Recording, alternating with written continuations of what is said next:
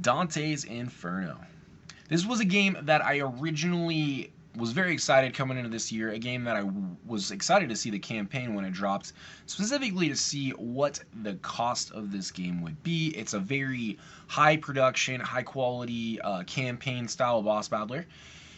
But I'm looking at it right now, and I'm looking at everything, I am excited to get in this year, everything that I'm waiting on, that's crowdfunding, and it's just $400 is a lot of money to go all in. And I know a lot of people will probably say, you're getting, what you're getting, what you're not. If you like the game, you'll get into it. And to me, I don't know if it's a game for me. It's a lot of money to put down for a game that I don't know if it's right. And it got me thinking about a completely different conversation. It got me thinking about my most expensive crowdfunding campaigns up until this point. We're going to talk about those. We're going to talk about how many of them I actually have in, what they cost, what kind of the way I pledged on a bunch of them, and what I kind of maybe regret doing in those campaigns, whether it cost me more money, less money. And that's the conversation I want to have with you guys today. I'm Kevin with E.D.G Game. We're going to get into this.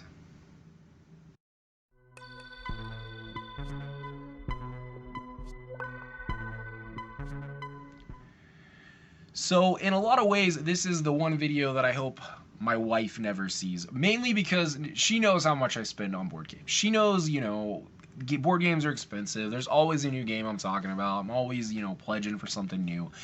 But when you put it on a top 10 list, it is a monumental amount of money. I have to say. And I know a lot of people are going to watch this and they're going to say, okay, that's not that much money. I spend, double that. And I'm like, yeah, there's a lot of people that probably do spend double that. There's probably a lot of people, spend 3 times as much on board games a month than I do. But as most of you know, I don't just spend money on board games. That's something that you got to kind of keep in mind going into this. And you also got to realize that, we're looking at this Dante's Inferno pledge, and there's people that probably have never spent that amount of money. Actually, I say probably. There's definitely people out there, a very large portion of people out there that have never spent $400 on board games ever. So we're going to jump into that. We're going to talk about my top 10, and we're going to get right into this. A lot of these games, I'm not going to lie, I do not have. They are still, being manufactured, getting ready to deliver, whatnot. And a few of these we have talked about a little bit on the crowdfunding campaign, so we are not going to go super crazy in depth. We're really just going to talk about, the elephant in the room, the financial,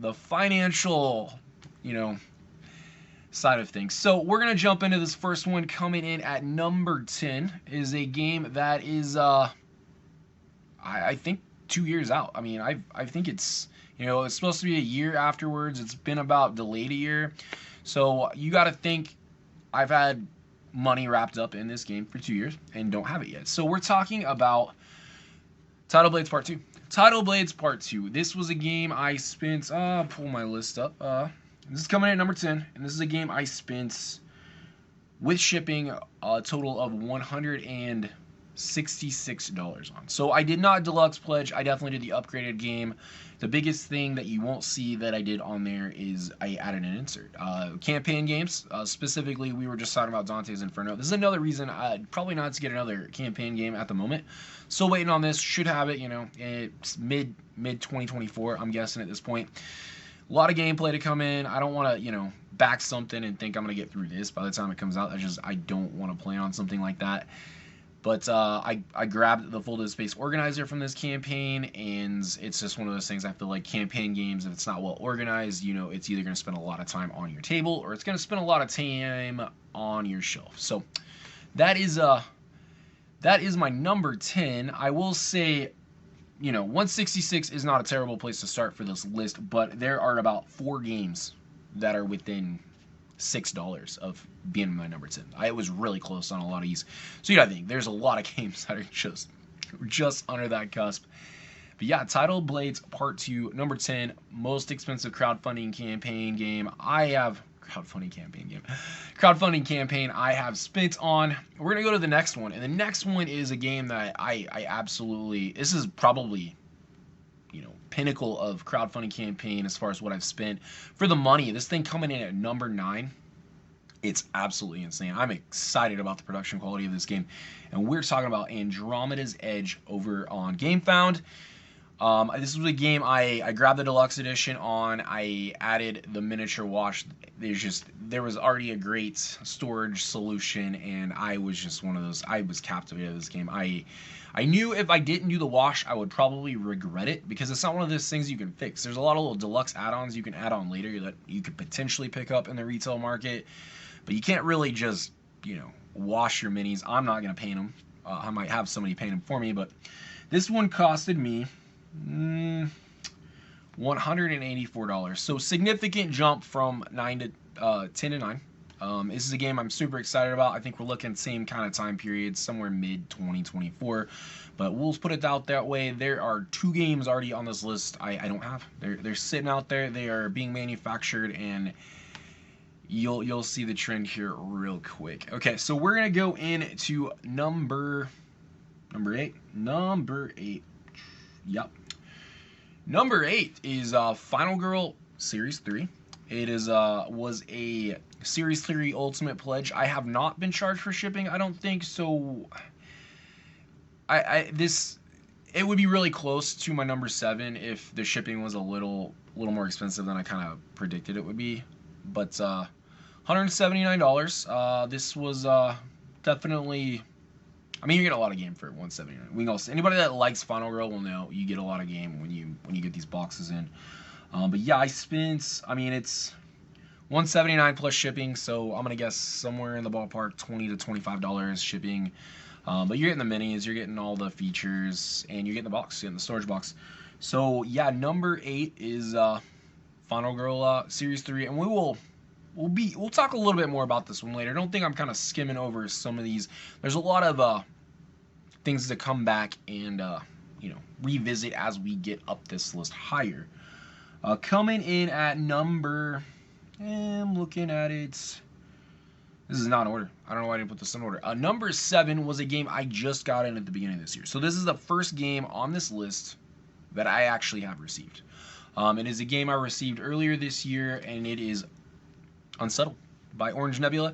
This was a game okay, so I got the constellation tier. I'm pretty sure that's what I pledged, and then I just did a bunch of add-ons. I wanted more planets, but I didn't know if I wanted to just go get them all. What would it have cost me to go all in? $210. Yeah, so it was like an extra $110. That's kind of a la carte the planets that I was the most interested in. I spent $202 with shipping, and I did add like one of the, I think the specialist expansion. I don't know what the other one is. So basically I didn't add 3 planets, and the other, I don't know if it's on here, Fascinations box. That's what I'm short. Those are things I probably will be able to pick up later. I do really enjoy this game. Regret my backing choice on this one? No, not necessarily. It's I have enough gameplay to get me by for a while, and I don't think there will be a huge problem picking up some of this stuff later. I think this is a popular game. I think Orange Nebula is probably going to support it for a while. I could see them getting, up to, 10. I guess there's, what, 9?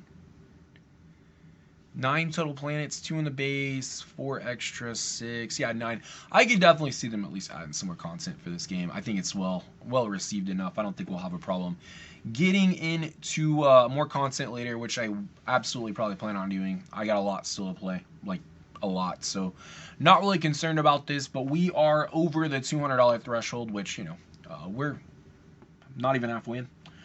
So that was number 7. Number 6. Number 6 is another game I just backed last year. Do not have it. Hopefully we'll have it by the end of the year. It is a game I'm very excited to talk about. Dragoneclipse. I did back the special edition. I did add the wash, because special edition by itself is not bad. I mean, that's a really good price for Awakened Realms game. This was actually my first Awakened Realms campaign. Not my first Awakened Realms game. First Awakened Realms campaign. But I did get the Dragon Eclipse Special Edition. I added the wash, and then I'm gonna have to scroll down and remember what expansion I added. Is basically gameplay similar to the actual game. I added the Foray into the Shadow Realm Special Edition. It kind of just gives me more in-game missions, stuff like that, more mislings, I believe.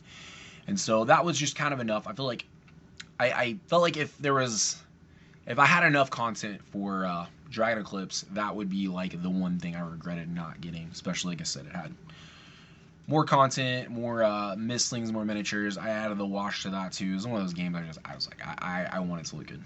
You know, this Andromeda's Edge, definitely I was on that. If I'm gonna go in on a game that I'm just kind of captivated by, I want it to look great when we do that unboxing. But yeah, that was number 6, $210, just a little bit more than Unsettled. Not horrible, but you know, there are people that would disagree with me, and there's other people that would say, no man, you're fine. You did the right thing there. If you can't tell, I generally back very budget conscious. You know, I'm not gonna, I don't go all in. I'm gonna say that, but we'll get to that on the list. We'll talk a little bit about that as we go up higher. But I'm generally not a person that's gonna go, I want everything, unless it's a game I've either played. You know, I really like the publisher. You know, I've played a lot of their games. Or, you know, it's a theme. Or, you know, just there's a lot of different reasons to go all in. I don't have as many reasons as other people. But let's go in to number 5. Coming up this list, we've already kind of talked about this game. And that's kind of why I kind of skimmed over it a little bit. This is Final Girl Series 2. Now, if any of you have followed the channel for a while, you will know my unboxings. Like 4 unboxing videos for Final Girl. Because of my first Pledge Manager experience with it, kind of being budget conscious, and do I regret that now? Yeah, absolutely. I probably could have saved myself some money, just, you know, kind of taking the leap off into the series, but I didn't know. Never played it. Very fascinated by the horror theme. Thought the mechanics were okay. I didn't know how I was going to feel about those. I obviously do like it. I have tons of Final Girl content out there, so as you guys know, but I a la carted a lot of this. I grabbed, you know, features from Series 1, features from Series 2. I wanted a box. I wanted a pretty box to keep them all in. I didn't get the minis when I initially backed. And then I probably spent, you know, just as much, I don't want to say just as much, but a significant more money pre-ordering a bunch of this stuff as it came in twice, you know, for Series 1 and then again for Series 2 so I could fill those boxes out. So yeah, definitely that is a lesson learned for me. But at the same point, if this would have been a miss, I would have been talking about this in a completely different way. Probably be saying, hey, I'm glad I did. I got enough Final Girl content. We wouldn't have backed Series 3. And then, you know, another game would have been on the list. And, you know, we could just spin this conversation for as many directions as you want to go. But yeah, so Series 2, like I said, just kind of had a really interesting time with my PM. And where was that on here? We're number 5. It was at $212. $212 is what I spent on Final Girl Series 2. And like I said, we're not talking about what I pre-ordered. That is a huge, you know, asterisk as far as what I'm talking about when it comes to this campaign. Coming in to number 4, we're getting up there. We're getting up there. This is one that I definitely adjusted after my initial back, and we'll see when it comes in if this is a regret, because I don't have it. In fact, we're talking right now, Final Girl, this is the second game on this list I have received it, this Series 2 content. So we're going in to number 4, and we're talking Stonesaga. So originally I just added the core box, I'm pretty sure. And then I wanted to add the Meals and Myths expansion. And then I was kind of torn, you know, like if I'm going to do that, do I just go ahead and add the Beast, Nature of the Beast expansion, just because I liked, you know, the option to have a additional companion if you were going to play solo. You know, I think you start with one, but you're able to acquire more. That was kind of the intrigue for me. This is a game that I don't know if I will get through all the content unless I probably dive more into a solo experience and then just kind of add players as, you know, as they're available to play. But yeah, that's a lot of game. That is a lot of game for the Stonesaga and expansions. If you look at that all-in pledge, though, that's 402 Canadian. And that's just a lot of cosmetics that generally I don't need. I generally don't add, you know, a lot of the little like upgraded tokens unless it's a game that, you know, I just need a little bit more. I feel comfortable that I'm gonna play like so much. This one's definitely a huge question mark when it comes to how successful this will be in my collection, but it was intriguing enough that I wanted, you know, I wanted to be able to dive in with the core box for, you know, a week or two and then go back and just be like, all right, we're playing with all of it. We're throwing it all in together. Otherwise, I feel like a lot of people will buy expansions that like go directly into the core game. They'll learn it without them, and then maybe they'll only have like 2 or 3 experiences with some of these expansions, unless they really just decide to plug them in early. So that's at least my plan on that. But like I said, Stonesaga, $228 was the total US was my total pledge on that. We're at number 4. So not horrible. Like I said, I know a lot of you are going to be like, oh man, I go, you know, all in on this one, all in on this one, all in. And honestly, let me know in the comments, like, where are you falling on this list? Are you somebody that's significantly higher? Are you somebody that's looking at this going, oh my gosh, Kay, this is a lot of money? And we'll wrap this up. We'll wrap this up at the end real nice. So stick around for the conclusion, because I will definitely be talking about the numbers. Like I said, another game, I do not have it.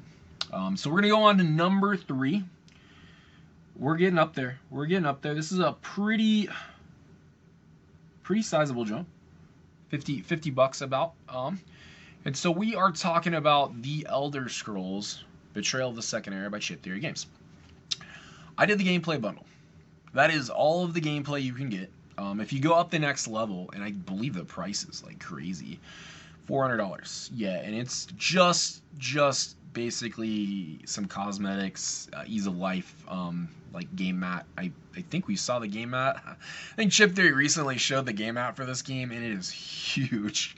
So glad I didn't do that. But yeah, so gameplay bundle, $230. I did upgrade it a little bit. So when I got Burn Cycle in with these little drawbags, I think they just kind of had a standard little, you know, thin drawback for some of this stuff. I knew we were going to be drawn quite a bit, because I think that's kind of how it works for like your baddie types. I say baddie types, but you know, this is very Bones-esque. I think I can get away with that in this one. But your different enemy types, there's like 2 different drawbacks, and going from my experience with Burn Cycle and adding the upgraded bag for the New Recruits expansion campaign, I had to add the bags on. So Betrayal of the Second Era came up to me for $270. $270 was my complete pledge level. They did offer free shipping on that, so you know, keep that in consideration. This would have been $300 for sure had they not. And I believe I probably stretch paid this one. I believe I probably stretch paid this one. So that is exciting, but once again, I don't have this game in.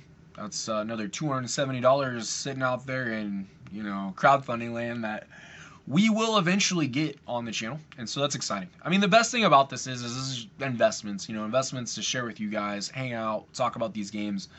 So I'm excited to do that. I'm excited to, you know, throw myself on the line right now, like, you know, just kind of throw all these financials out. But, you know, these are conversations that most people wouldn't have, and I'm not most people, we'll put it that way. So we're going to go into my number 2, and this is at least as far as, you know, threshold goes, this is a big jump for a couple different reasons. Number 2 is Apexlegends, the board game, Glass Cannon Unplugged, crowdfunded last year. Hopefully this is another game we'll see about mid to, you know, Q3 2024. I went all in. For a couple different reasons. I think a lot of the talk around this game when we were doing the preview was just how much I like first-person shooter video games. Growing up, I mean, I don't play a ton of first-person shooter video games right now, but growing up, first-person shooter video games, loved them. Don't know a whole lot about Apexlegends as far as the IP, but mechanically this game is awesome. So I kind of got to put this into my mind of, you know, if this was 15, 20 years ago, I'm dating the hell out of myself. This was Halo, or, you know, a couple Gears of War game or something like that. Same kind of production quality, same kind of mechanics. I would have done the same thing. Don't get any other ideas. Glass Cannon Unplugged.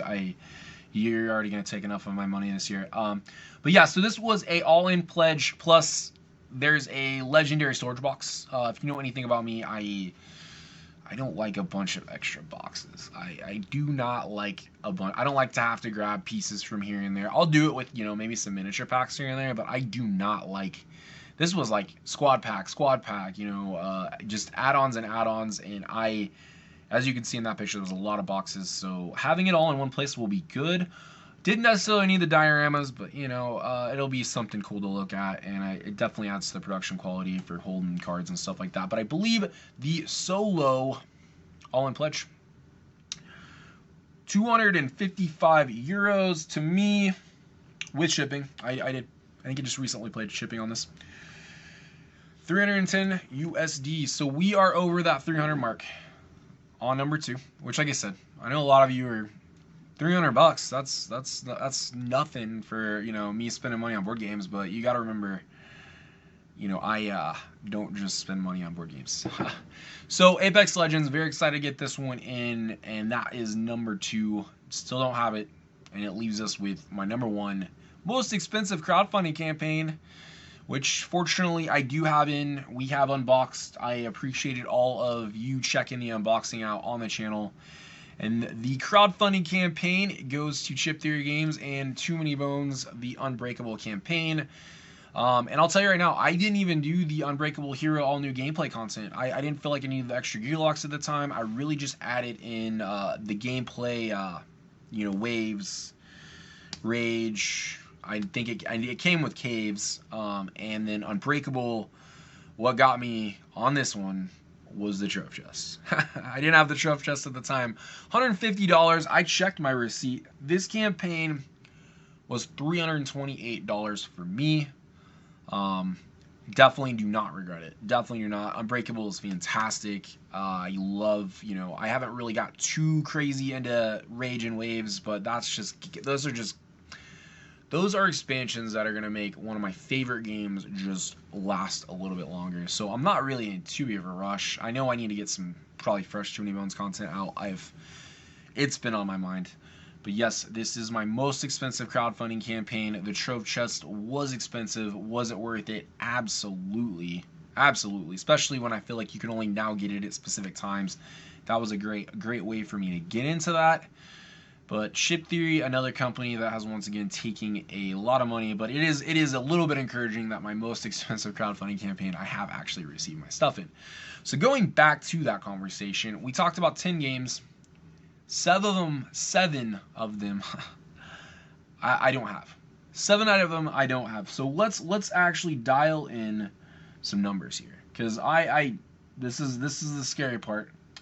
What I have about you know, shipping for finalgirl is like an asterisk because I haven't paid it yet. But I have spent about $2,300 on my top 10 crowdfunding campaigns. That's a lot. That is a lot. Let's put that into perspective. I just bought a Honda Navi like 4 months ago. I probably spent more money on these games than I have on a motorcycle. So we're gonna fix that. But like I said, I don't just spend money on motorcycle. I don't just spend money on motorcycle. Obviously, I don't just spend money on board games. That is something to keep in mind. You know, we do tastings and stuff on here. We got more stuff coming on. But out of that, I have about $1,600. $1,600 sitting out there, and that's not even all of it. We're just talking about these 10. We're just talking about these 10. I talked earlier about, you know, like just like 4 games that were just about within 10, you know, $6 to $10 of Tidal Blades, and 3 of those were also games that I don't have. I think one of them I received in out of that batch. So it's not even just the ones on this list. It all adds up, and it really, you got to think about that when you're looking at some of these games you're not going to get for a year, 2 years, 3 years. I mean, I'm talking right now. I had some of these games on here are, you know, a year in the making and a year delayed. So that's 2 years that I've had investments out there that I haven't seen back. I generally look at my backlog. I don't just look at the dollar amount. I look at the, like, just individual games. I try not to go too many more than like 16 crowdfunding campaigns out there. I get one in, I'll back another one. I get one in, I'll back another one. Obviously, we got a few coming up between February and March, and those will be ones that I will probably just have to bite my tongue on. I don't think I can skip over those. I am I know enough about those, I'm interested enough in those, I will pull the trigger knowing that I have, you know, 3 more games coming in early summer and not a whole lot on my radar to back then. So it's always gonna be this balancing act, this tug, this pull, and you just gotta do you at the end of the day. That's what it comes down to. You have to make decisions for yourself, what you back. That's what I do. So if you ever think, you know, I unbox something and you're like, okay, what are you doing? You know, you could have spent $50 more and got all in, or you know, had everything. And I might regret that sometimes, and other times I might not. That is how it completely depends on how much I enjoy the game. So I hope this was well, you know, hopefully I didn't just, you know, hang myself out to dry. That's not what I was trying to do with this video. I really just wanted to have you guys' take on, you know, what you think as far as the expenses of crowdfunding campaigns. What are your expectations when you put your money back, when you put your money out there, what you're gonna get back? And you know, kind of looking at it from maybe a different perspective than you do most days. That's why I do these, to have conversations with all of you. Speaking of which, if you want to have more conversations like this, you know where you gotta go. You gotta go to the E.D.G Game Discord. We do all kinds of stuff over there. Tabletop games, tabletop simulator plays, board game arena. You know, creating play groups, meeting new friends. Literally just made 3 or 4 new friends this week. Hopefully, I'll meet a few more of you next week. And until next time, make sure you hit that subscribe button, like this video, and much love.